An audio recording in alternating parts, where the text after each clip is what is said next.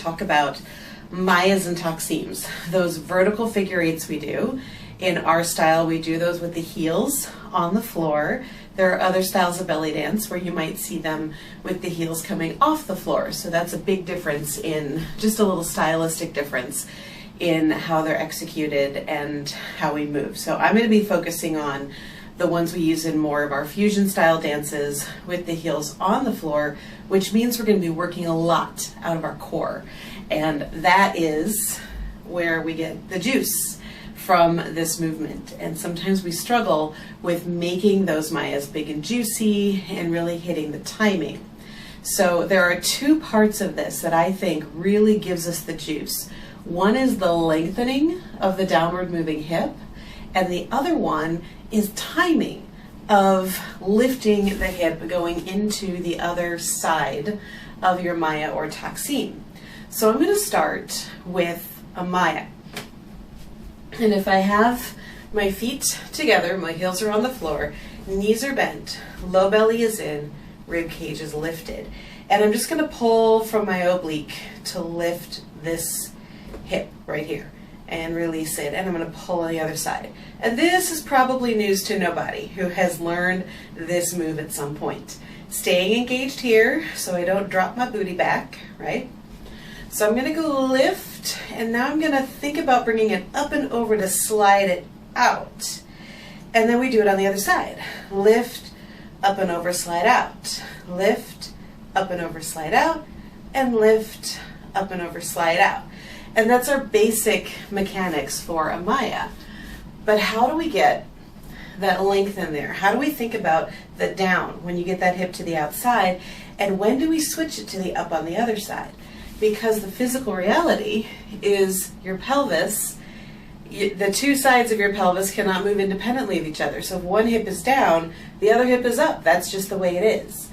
And we have to mindfully then think about where we release and where we contract to really pull the most out of these Mayas and Taxims, which we'll do after the Maya.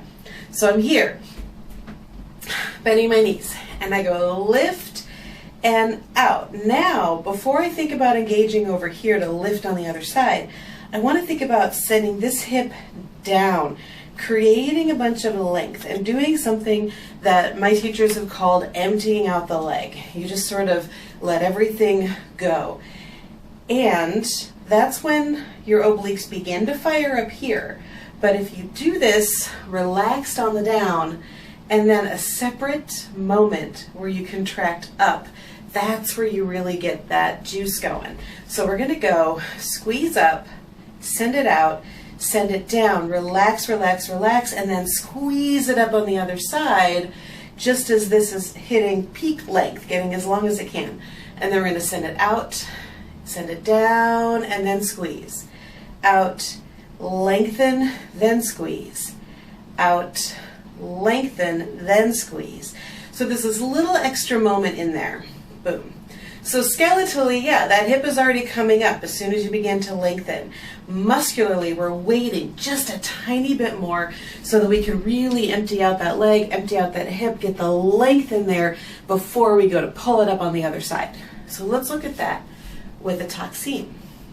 Same thing, only now we empty the leg first. So when we're in our inner part, our center, I'm going to drop. Boom. And this concept of emptying out the leg is a little bit easier to think about in the Taxim, at least for me.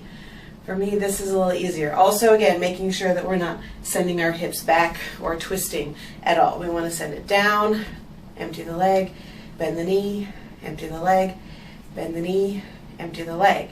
So now, I'm going to do one more here, and this time I'm going to go down, send it out, okay? And here is where I'm going to go opposite. I'm going to start that squeeze, squeeze, squeeze, squeeze, squeeze, and at the last moment, whoom, empty the other leg.